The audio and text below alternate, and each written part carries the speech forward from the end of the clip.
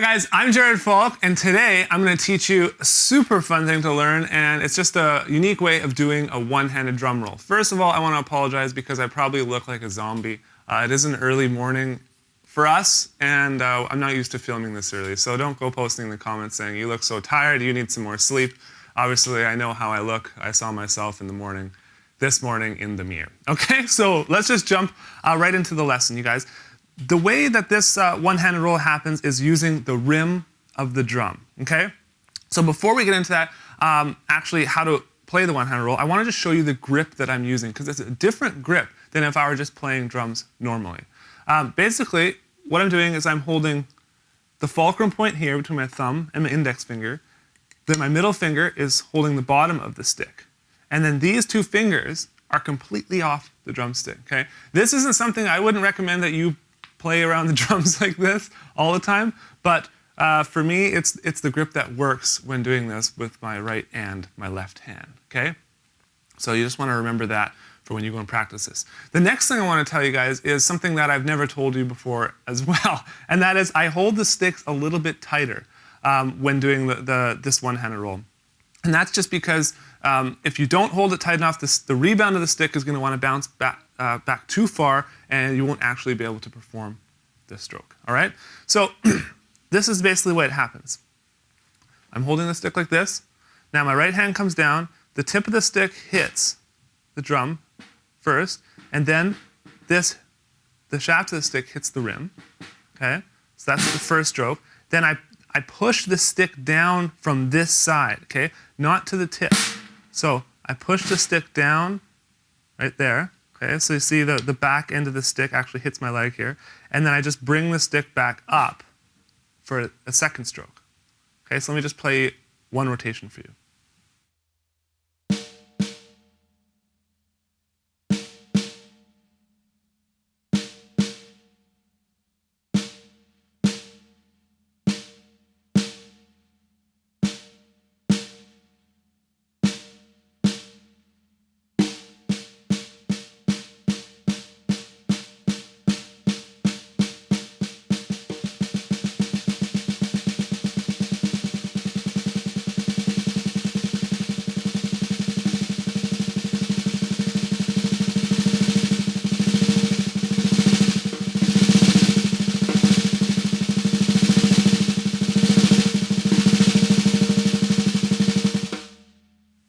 So now I want to give you a couple tips when practicing the one-handed roll.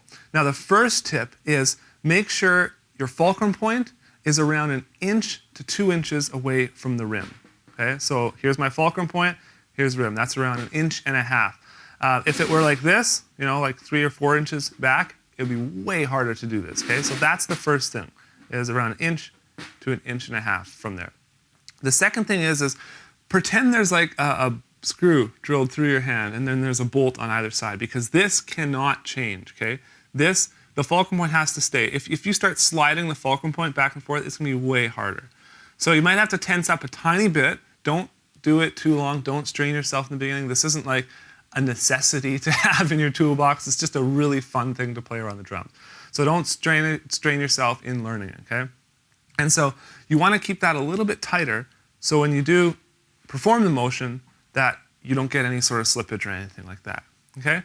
The next thing, the next tip I want to give you is to learn it with both hands, okay? So I know it really good with my right hand, but I'm really practicing it with my left hand because I find that's where I'm going to use it the most, because my left hand is always on the snare drum.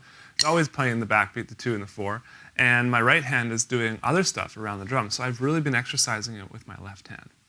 Okay, so I'm just going to give you some quick exercises for developing this. Now I've set the metronome to 140 beats per minute, and we're going to be playing 16th notes at 140. Hitting the rim, we'll be playing 8th notes. So I'll be playing 1 and 2 and 3 and 4 and 1 and 2 and 3 and 4 and 1 and 2 and 3 and 4. Right. And then the tip of the stick will actually be playing 16th notes. All right, so here we go.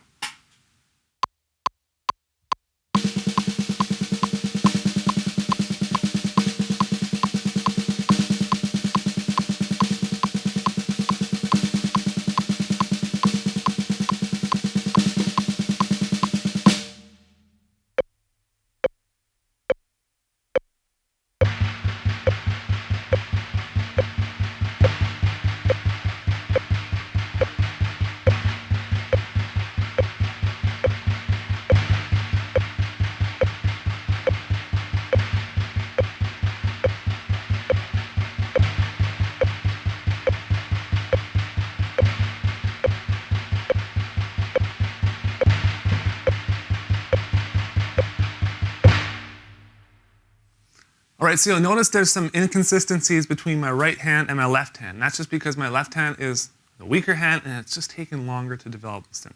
Another tip I want to quickly give you guys is my wrist is kind of just staying like that when I'm doing the one-handed roll. There's a tiny bit of arm movement, you know, a little bit, but not a lot. It's like the whole arm is not moving.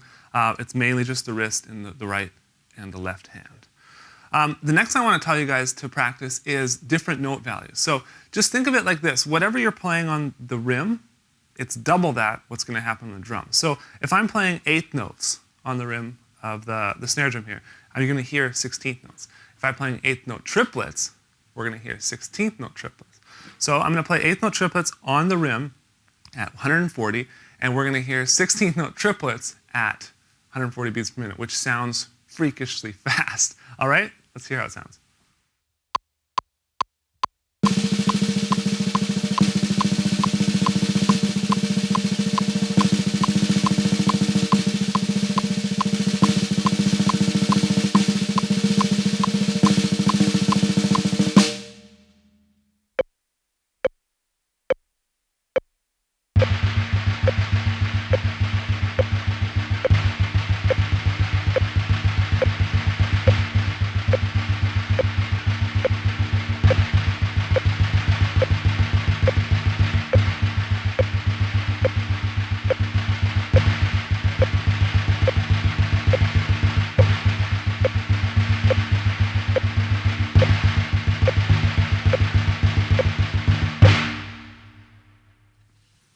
So that's how you do a one-handed roll. I didn't want this lesson to get too far out of hand and go for like an hour on you guys. I wanted to just give you the tools and the tips you needed to actually learn the technique. Now, if you want a follow-up video, if you want me to show you guys a ton more applications that I've been working on, please just like this video, comment on it, wherever you're watching it. I mean, some of these videos are on Facebook, some of them are on YouTube, some of them are on drumlessons.com, some of them are on every random place on the internet people post them. So if you're there, just comment, show your support by doing that, and then I'll definitely create a follow-up video. If there's not a lot of response, then I will not create a follow-up video. So thanks for watching, you guys. It's been a blast teaching you once again, and I'll see you very soon.